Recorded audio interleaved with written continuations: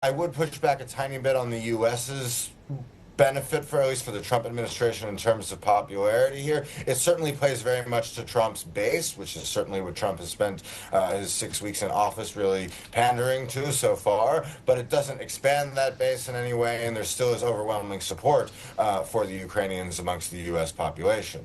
The European plan is a legitimate one. It is credible. However, that doesn't mean it can exist entirely without the United States. Were Trump to really go and act on some of his most harsh threats to cut off arms deliveries and not allow Europe to purchase those arms on behalf of Ukraine, that would really fundamentally and potentially even critically weaken the Ukrainian position, certainly result in a very different kind of conflict, but one that I don't necessarily believe would end.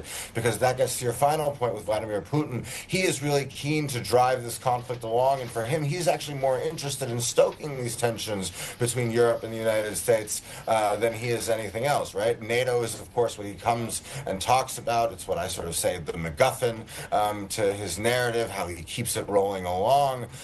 But he fundamentally cares far more about the international economic order, weakening that. That means driving Europe and the U.S. apart, weakening Ukraine, advancing his vision of the Russian nation and Russian nationalism, and then in particular, finally, also giving Russia free hand to act more aggressively. And we've seen the Trump administration make just an absolutely stunning concession with Defense Secretary Pete Hegseth reportedly ordering that the U.S. no longer essentially exert cyber pressure on Russia. And that's been one of the key dynamics we've seen in this conflict so far, is actually that there's been this sort of mutually assured destruction on the cyber front. So the biggest cyber attacks that came out of this conflict were actually before the full-scale invasion. Russia's, of course, been at war in Ukraine for 11 years now, but not Petya wanna cry. These were late 2010s. If the U.S. is essentially stepping away from cyber pressure with Russia entirely, that's not going to lead, in my view, to any kind of detente, but to a rapid escalation in cyber criminality, both within Russia and hostile action by the Russian intelligence services against Europe on that front.